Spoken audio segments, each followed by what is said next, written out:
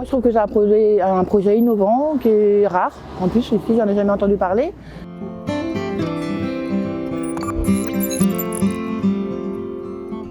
Bonjour, bienvenue à Hennebont, dans le quartier de Kériwé. Je suis heureuse de vous présenter le projet Madi & Co pour la création d'une maison d'alimentation durable, interprofessionnelle et intergénérationnelle.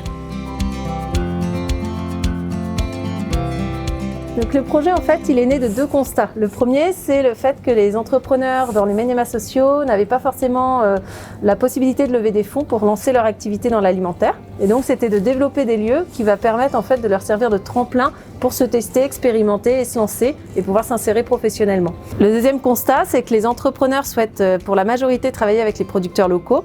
Et on s'aperçoit qu'il n'y a pas de logistique de proximité. Donc, c'était de développer des lieux qui permettent de relocaliser notre alimentation tout en développant un système de logistique de proximité. Donc par exemple ici on va avoir une épicerie, on aura également une boucherie et un espace de vie sociale, un espace pour accueillir, échanger, vivre ensemble. Au dehors des animations, je pense que manger locaux, avoir utilisé les producteurs de proximité, je trouve que c'était génial comme projet, quoi.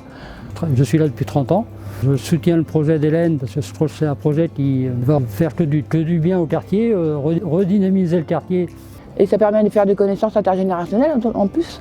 Femmes, enfants, personnes âgées, tout ça. Et puis ça peut être un lieu de rencontre aussi. Et puis partager, échanger les idées, tout ça. Donc c'est génial comme projet. La ville d'Hennebont a décidé de soutenir le projet de Madi parce que c'est à la fois un projet de coopération entre les citoyens pour qu'ils puissent vivre ensemble, mais aussi accéder à une alimentation de qualité. C'est un projet innovant à l'échelle de l'agglomération, mais bien au-delà.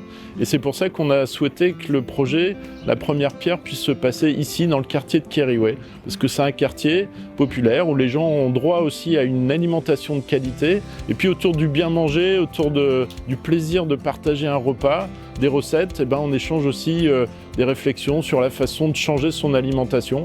Parce que derrière, dans l'assiette, c'est de l'emploi local, c'est du paysage, c'est de la biodiversité, c'est du climat. C'est un vrai réseau coopératif, multi-acteurs qui viennent d'horizons très diversifiés. Sont associés les citoyens, les habitants, les collectivités, les professionnels métiers, les restaurateurs, les traiteurs, les agriculteurs, mais également les organismes de formation, les organismes aussi qui font de l'éducation alimentaire. L'idée, c'est de valoriser toutes les actions locales dans un même lieu pour pouvoir développer et donner de l'importance et de la visibilité à toutes ces actions pour vraiment agir au niveau des transitions alimentaires, agricoles et écologiques.